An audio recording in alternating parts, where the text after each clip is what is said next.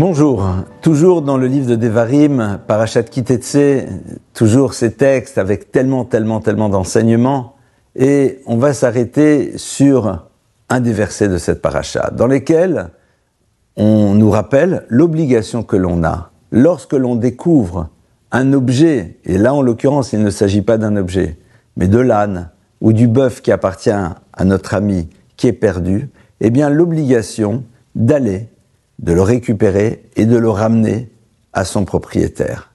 Alors, évidemment, le texte en nous disant cela nous apprend une première loi qui est fondamentale.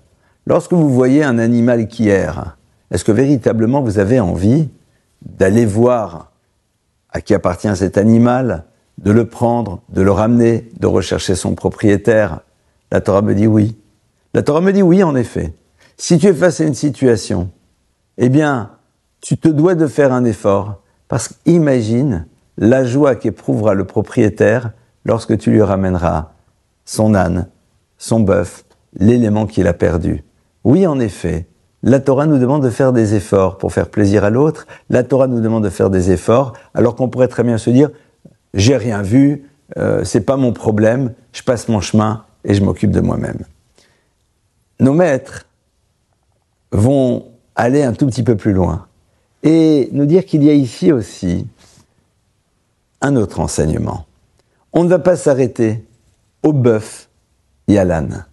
De manière allégorique, ils nous disent que ce bœuf ou cet âne que l'on voit perdu, eh bien, c'est peut-être cette personne qui fait partie de notre communauté, qui est là, mais qui se perd, qui perd son chemin, qui perd sa route, qui n'est pas dans le chemin de la Torah, de quelqu'un qui, à un moment, n'a pas conscience de l'importance et de la valeur de cette Torah éternelle.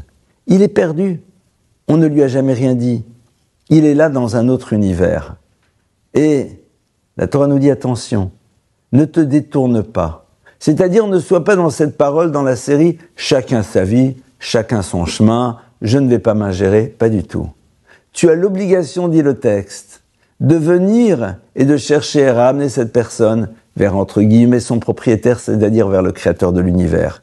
Alors évidemment, il faut savoir faire preuve d'intelligence, de psychologie, de finesse, parce que cette personne qui est perdue, c'est-à-dire qui ne connaît pas ce chemin que la Torah lui propose, eh bien, tu ne vas pas arriver comme étant un donneur de leçons, évidemment, ni dans une parole dure, mais au contraire, tu vas chercher à lui faire découvrir qu'il y a peut-être quelque chose qu'elle ignore et tout le bénéfice qu'elle pourrait retirer en s'ouvrant à son héritage, en s'ouvrant à la connaissance de la Torah. Cette responsabilité-là, elle est fondamentale. Pourquoi ? Parce que nous sommes dans un monde dans lequel on a souvent tendance à vouloir penser d'abord à soi-même. Et même au niveau spirituel. Au fond, lorsque la personne est dehors et qu'elle voit l'âne ou le bœuf de son ami, elle a elle-même son propre programme.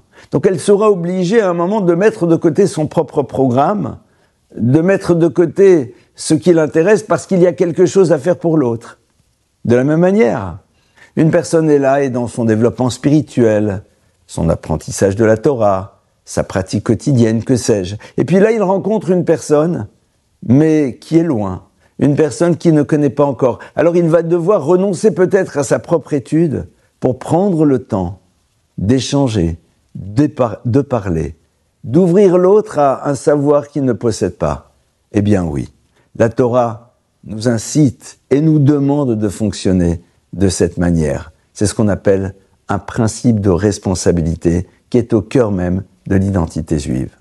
Shabbat Shalom.